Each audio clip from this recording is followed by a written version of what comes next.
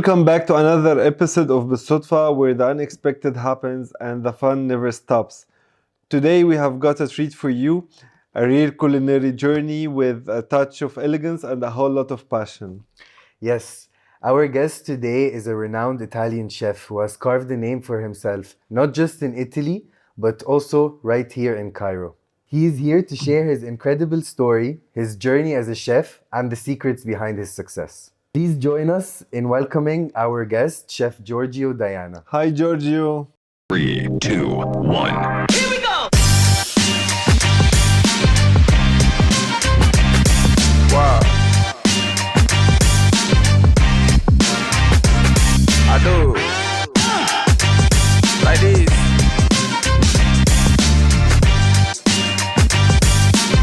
Business lifestyle.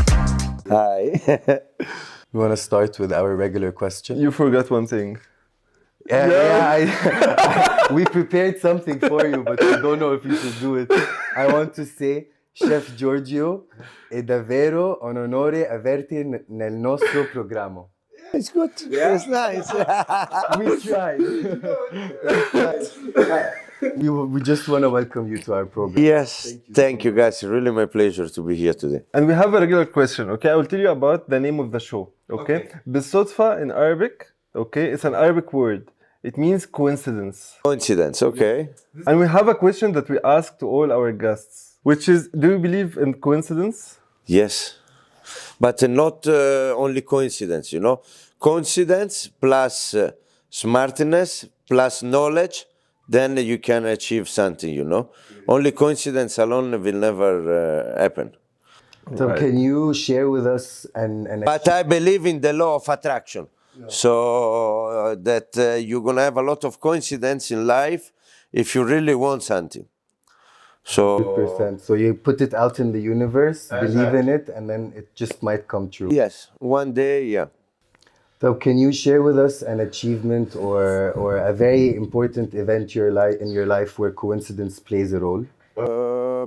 Yes, I can tell you when I create, you know, I'm the CEO and founder of Dinner Incredible, a wonderful event that takes place 2 to 3 times a year in the best place in the world. Yeah, I saw some posts for you. Yeah. Yes, and we go to support the local farmer and the local producer, especially after Corona time, where the government, they just don't care about them, you know, they just care about the multinational and the export and import. So it means that all the small producer, they was dying. So I create a team of 12 chefs, international chefs, the best 1, 2, or 3 Michelin star chef in the world. 12 because, you know, in the Christian, 12 is the number of the apostle that they was spreading peace and love around in the world. So I create a team of 12 international chefs with 12 different religion, 12 different color of skin, 12 different culture to spread the peace and love around in the world, you know. So this is how they started. They started exactly in Corona time. That's really nice. It's like a... Yes, I started this alone, without partner, without sponsor, without anyone. After 10 years that I already did another event called the Chef's Dinner, but there I was have a partner, I was have a sponsor, and every event was so drama, so much drama. I give you tot money, but you need to call this chef, and I give you this money, you need to call this guy. I say, guys, you know. Yeah, usually sponsors, when they give money, they like to have control. Yes, of course. That's why after I do this Dinner Incredible alone, because my event is not for money. It's to support the local farmer, the local producer. Of course, you need to cover the cost somehow, but our goal is not money. It's really to bring this experience from farm to the table, kilometer zero, you know, sustainability of the territory. Imagine now, by the way, September, I'm going to make a Dinner Incredible in Egypt. Nice. We'll be there. I want to do something in Luxor and Aswan. And Cairo as well, but Cairo we are still talking because maybe I'm going to do in Fayoum, because Fayoum have a lot of agriculture as well. So this is not a vacation trip. You know, the chefs came here from Australia, from Canada, from America to discover Egypt, to discover the local products, to discover the culture. of Egypt. So I have to bring them to see how they grow up the vegetable in the desert, how they make the winemaker in Guna, example, with this weather and. So that's why Luxor and Aswan, it's amazing. I'm in love with this area. Very peaceful and so much. Peaceful, and the products, they're really good. You know. Fresh, yeah. We just got an exclusive Yeah. on Belsodfah. Amazing. Exclusive for this.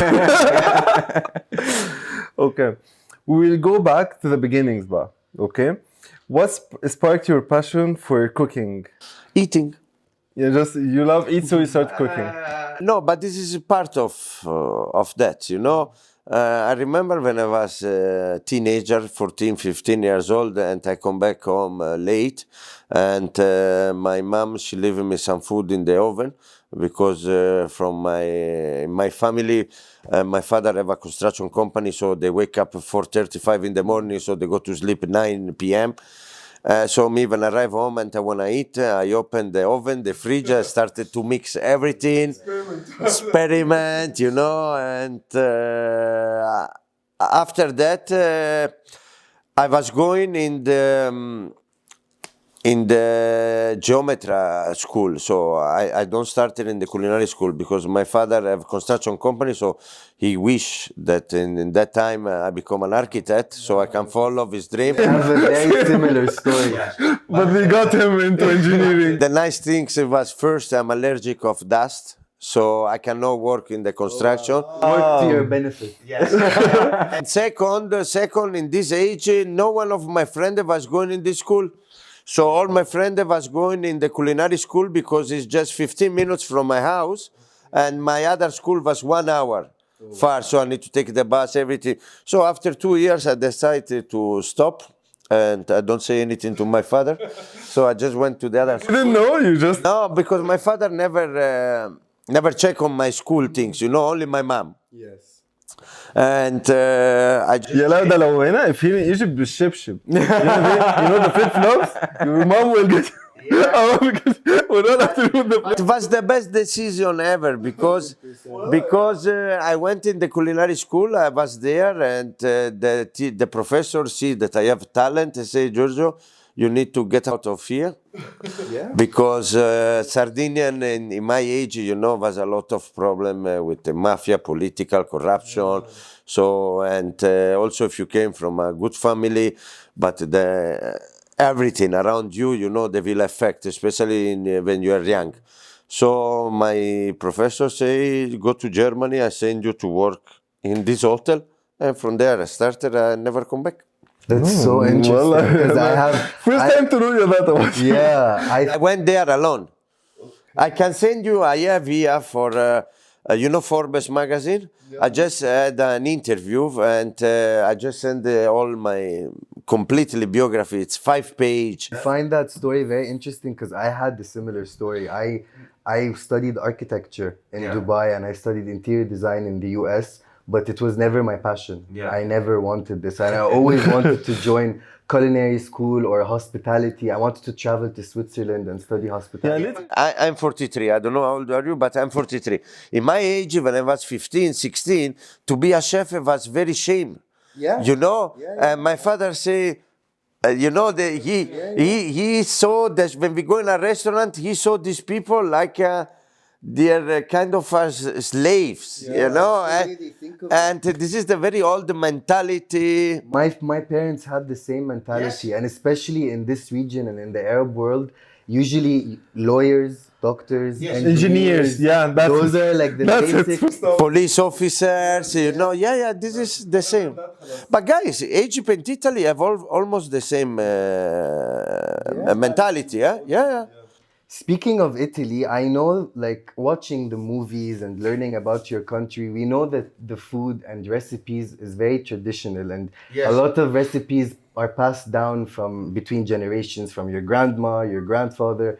So for you, has this like influenced your cooking or your family in particular? No, okay. My mom, every time she cook at home, so for me, she inspired me a lot. Also because I love her food, and but in the main reason that inspired me to be a chef is that I really love to eat, And when I started to cook and do my things, I get really passionate on it. And before I'm traveling to Germany, they send me to make a season in Sofitel Hotel. And me without experience, without anything, so I went there just to see, and I get in love with yes. Also because you know, it's not only that I'm passionate chef. I also love to go to fishing. I love to go in springtime or wintertime to take my mushroom in the mountain. You know, I love to go to harvest my vegetable. So this is that's why if I combine the two things. You love the ingredients itself. It's not just about the end, the end result. لا, it's about the ingredients. When I go to the mountain and I see something that could be eatable, I try. I'm the same way. I don't understand how somebody can be picky, you know, like, why? Just try it. But depend how you grow up, you know. Yes. I always say, like, a dish or a recipe is never, or an ingredient, for example, it's never bad. It depends on how it's made or who cooked it. You know? But also depend how you grow. For example, in my family, you cannot leave the table. My father, they don't allow you to leave the table. The plate is not finished. Really? Yes. Yeah, here they tell us in Egypt, okay, when you're a kid, if they will tell you, if you didn't finish your food, that food when you die, you know, and the end of life, you know, it will come and run after you and beat you. My father was a little bit stronger. If you don't finish your food, you cannot go out from your room. Your friends cannot come. You cannot go to play. So, yes, my mom, if I don't make my bed after I wake up, if I go to the school, 3 days close in the home, you know, so I was ever... But this is what, like, I guess gave him the system to run a restaurant. Because yeah, but now you cannot do anymore. They will call this a human rights, you know. Yes, your parents will go to jail, you know. Okay, let's talk about that, your journey from Italy to Cairo. But you came from Italy or from Germany? I came to Cairo. I came here from Russia.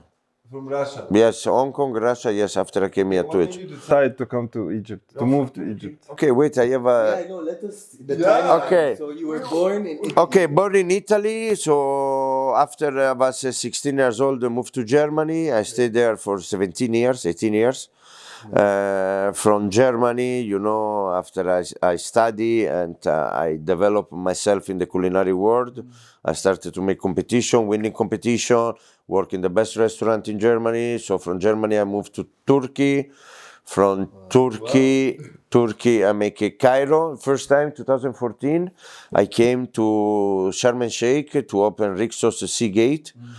So I stayed with them for 1 year, C15. After I went to Hong Kong, I stayed there 6 months. I make Hong Kong, Russian 1.5 years. After I come back 2016 here to Cairo, and I stayed. Oh, nice. Wow. That's Nice. very That's impressive. Cairo, then arrived Corona. I moved to Jordan.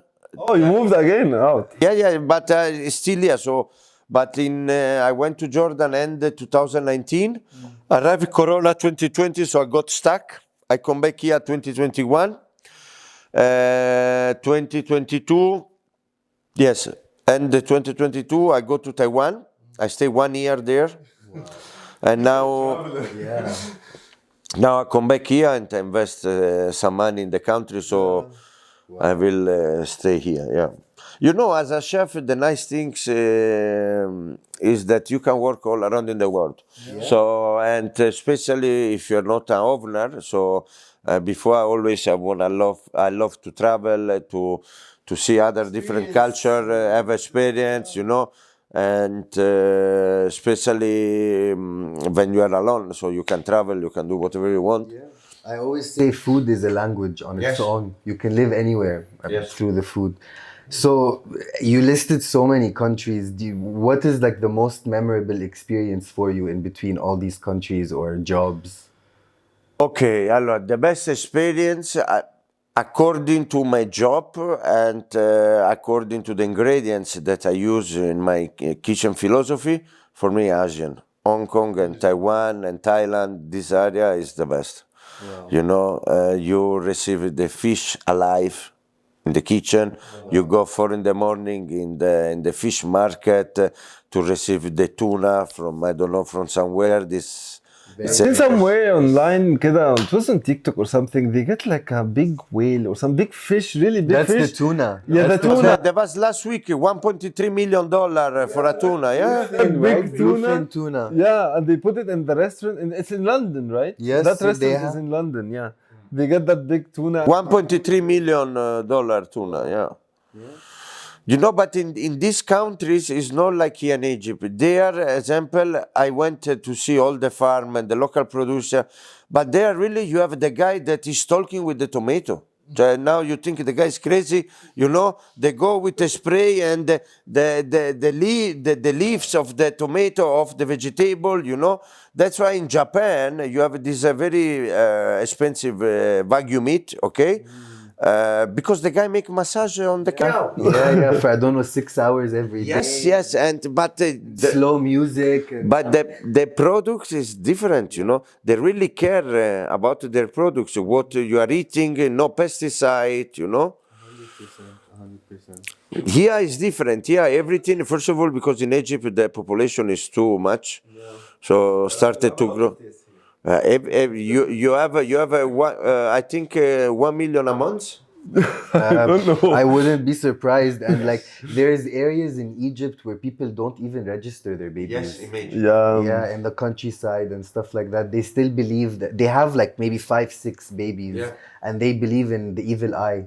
So they would only register 1 or 2 Yeah, babies enough one for the government. for the government. But in the same time, you need to understand that the producer, they need to think for all the population, not only for part of the population. So that's why here maybe the vegetable, they are not the best, you know, they don't care. When you go to the supermarket, 50% of the salads you can throw away. You know, this is... Products are expired sometimes. Yes. And you have to find specific places to buy specific things. And obviously it's very expensive, but you know what to do. This is life in Egypt now. No, but in the same time, I believe in Egypt. That's why I decided to invest in this country, because I believe in Egypt that they are growing really nice. I'm here since 2016, so I see a lot of change, huge change, okay? But still, I believe that they should get more involved in the food industry.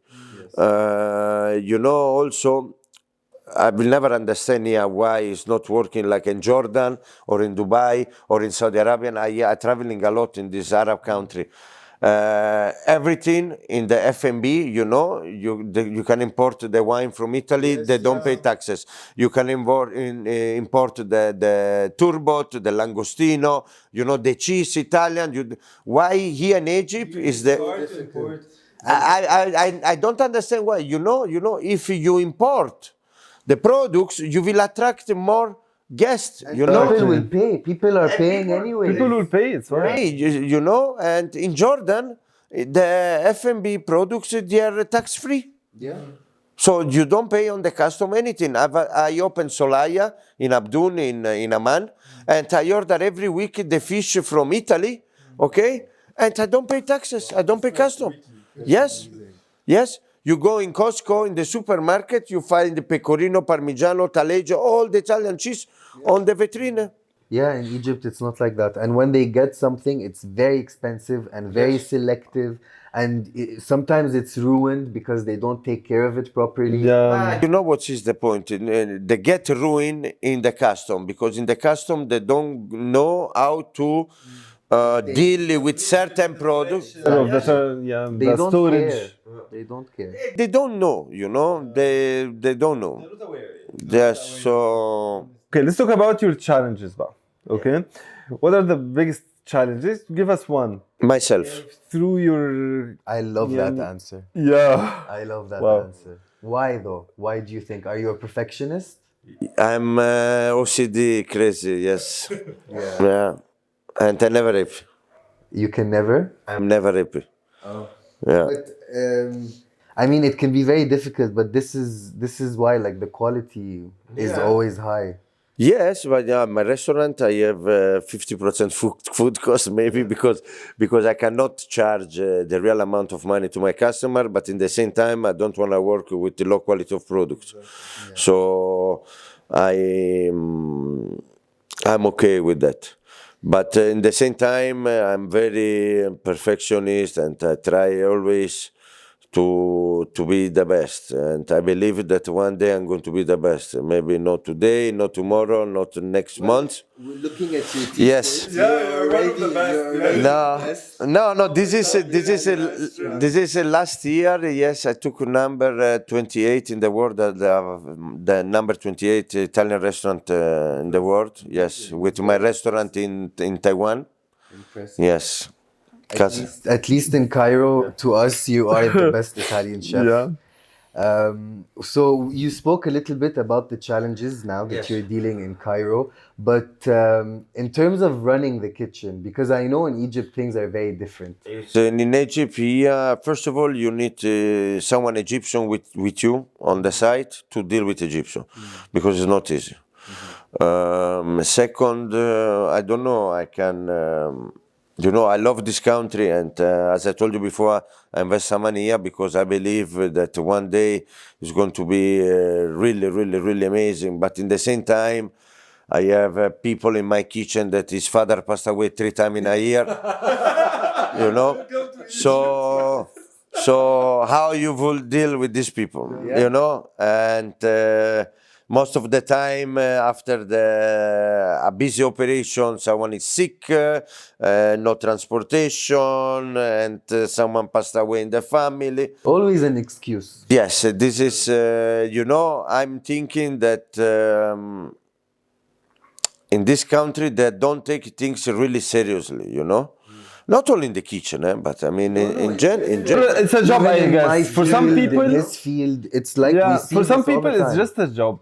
Yeah, I want to get paid at the end of the month, and It's just a job. I can make you an example. My supplier from the vegetable, he called me, chef, I'm downstairs searching parking. 10 minutes, I'll be upstairs. He came after 2.5 years, 2.5 hour. Inshallah. 2.5 hours. So for a foreigner, is not. I don't know how to. Yeah, you don't know how to cope. I understand. I was born. It's not normal. Just tell me I'm coming after 2 hours, so I don't get angry. Just be honest. What's the problem? To do something, guests are waiting, something planned, you plan for something. Yeah, The you just thing plan is, the first. supplier probably doesn't Yeah. know that he's coming in 2 hours. Yeah. He just said 20 minutes, and luckily he arrived after 2 hours. He's downstairs searching parking. It's different, you know. هنا اهو جاي لك انا طالع I'm coming up. This happens in Egypt all the time.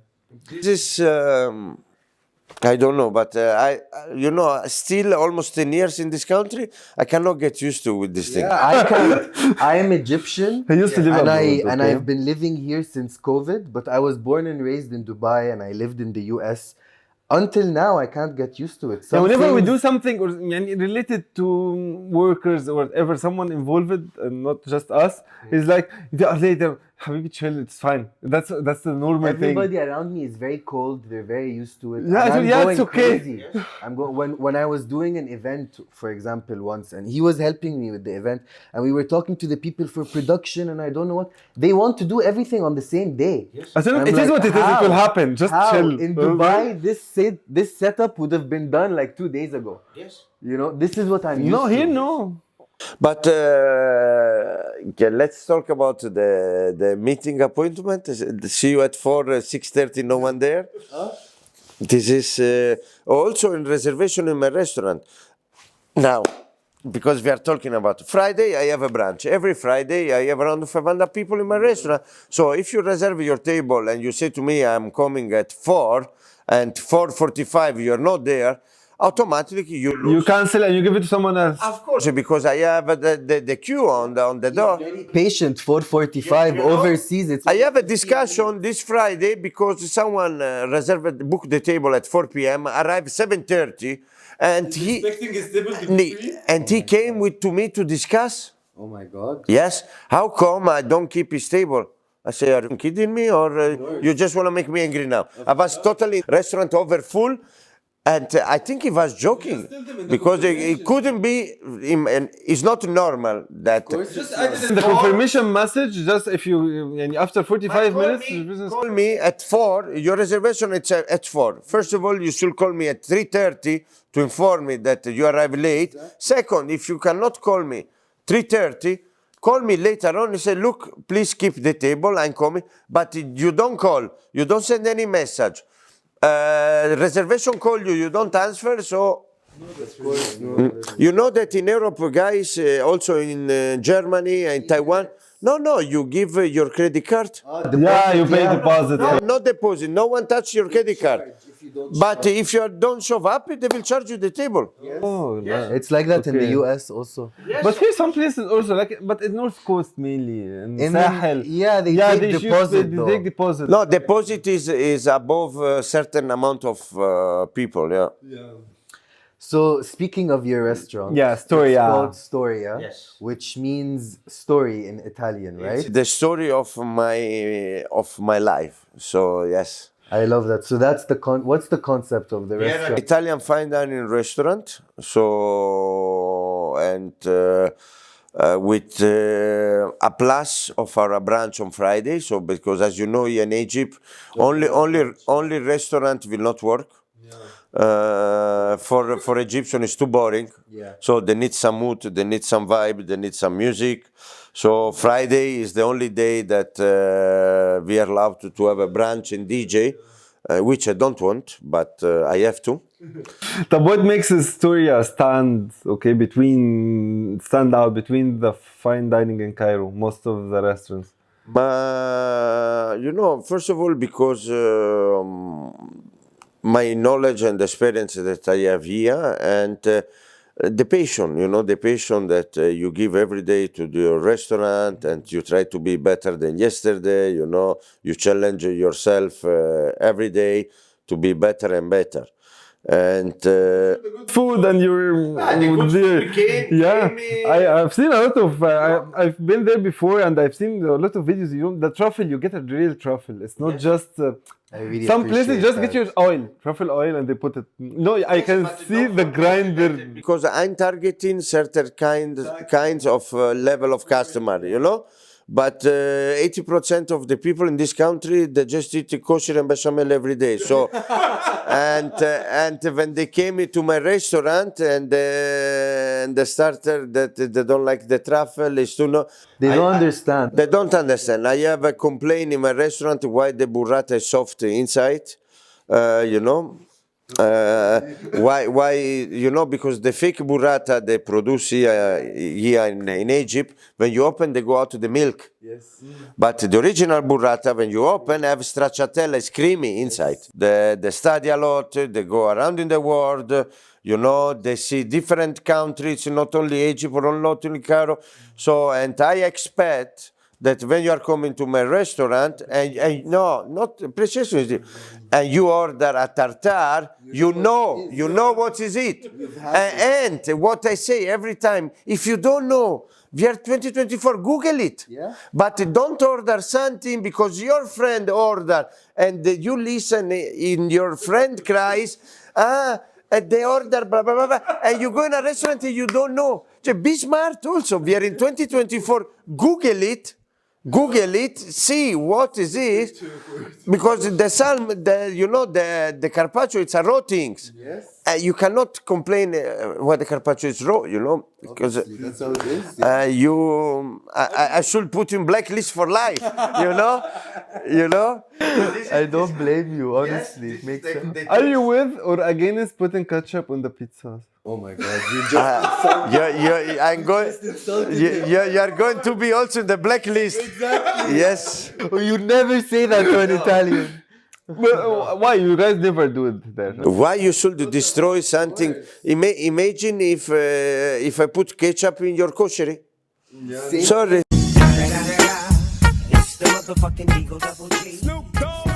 Thank you, خلاص. Okay, I got it. Thank you. Yeah. Wow. So in terms of your ingredients, we mentioned truffle and all that stuff. In your restaurant, do you rely on imported products or do you use local also? I use local, but unfortunately, with local you cannot go so forward like I think to go. The quality, no, they don't have consistency. Today the tomato it's very nice. Tomorrow they are green. After tomorrow they are yellow. After next week you don't have at all. So yeah, you don't have consistency. But also sorry, Mazen. continue. Also consistency, like relying on imported produce. They are always the same. Yeah, but you can't always import, right? Sometimes you have that. Depend. No, we have a certain company that they have the license, the supplier. Yeah. It's very expensive, but at least the flavor of the tomato today is the same next week, is the same next month. So you can be consistent in your menu. When you came to my restaurant and you order a salad, after 1 week the salad have the same taste. You know, here in Egypt change a lot. Also because of how they grow the vegetable, you know. But in the same time, they have a lot of, example, the fish from Alexandria is good. You know, they have good things also here in Egypt that you can work with. طب what would you do if you get out of stock of an item, let's say of one of the imported items, so you will get the item out of the menu for... When you It's bad, you know. It's no, but when you open a restaurant, you don't have only one supplier. You have at least 3 suppliers as a backup. So you already know the 1, 2. the forecasts. You check your forecast and check. And also, I make a menu according to the products that I have here, I can receive in Egypt. Because there was one of the restaurants, okay, that we went for the opening, okay, we had the oysters, okay. Whenever we go later, we can't find oysters. I have oyster in my restaurant. Yeah, I know, yeah. But that restaurant, we had oysters once. And then whenever we go there and order an oyster, it's not there, out of stock. It's not... Because to order is not cheap. You know, we have a supplier that every week import from France, but they are not cheap at all. Of course. I mean, in France. I have 5 items in my menu that we don't make money, like a truffle, oyster, caviar. It's just a gift we do to the guest to cover the expensive, but we don't make money. Yeah. But at least we have, yes. That's very interesting. You know, restaurant it's hospitality. So I always say that. It's not just, it's an experience also. It's not... and your main goal is to make the guest happy, you know, and to create a regular customer database, and not just to think with a restaurant you don't make money like this, you know. You need time. It's like a baby. A baby when the baby grow in the belly of the woman need 9 months to burn in a healthy way, okay? If your baby burn after 3 or 4 months, you have 90% of chance that is going to be handicapped, you know? Restaurant is exactly the same. A restaurant, to be successful, to be the best, need time. You need to turn over the staff, the products, change the menu, understand what your guests want, what they don't want. So the first year is a trial. It's exactly the same, you know. Don't expect you open a restaurant and after 2 months you will make money, because it's not like this. Only if you open a cabaret with belly dancer, then it's different. Yes, but in Sahel, they make money after the first weekend. it's different. Sahel, everyone go there to enjoy. It's different. It's not a restaurant. We are not talking about food. Yes, continuity. The restaurant is a legacy. Okay, let's talk about living in Egypt, okay? Yes. How has living and working in Egypt influenced you in the cooking style? Has it changed? A lot, Really? of course. If I came here with my mentality that I had before working the Michelin restaurant in Europe, I couldn't stay 1 week. So pull my hair. You need everything that you do according to Egyptian customer. So maybe living in Egypt will help your OCD. No, because if I change, I will close my restaurant. So you need also to have with yourself some rules that you will never change. In my kitchen, you arrive late, I'm gonna deduct 1 day from your salary. Fair enough. I don't care which accident you find outside. you know, I still have some rules that I need to apply. Otherwise, everything is going to be a circus, you know. And So thinking about the local food scene here in Egypt, is there any dishes, Egyptian dishes that you I love like? koshery. I love bechamel. I eat a lot before, and you know, they close. I don't know why. Prince. El Prince for me was the best. كبدة كبدة برنس. البرنس. Yes. For me was The liver. the best, the best local restaurant. Yeah. Wow. Yeah. Yeah, I don't know why they closed. I don't. Something happened to the government. Okay, when it comes to the language, ba. Yes. Okay. Are you familiar with any Egyptian words? But I don't want to learn Why? because otherwise I will fight with everyone. طب do you know inshallah? Inshallah, yes, it's me never. Yes. Yes. Exactly.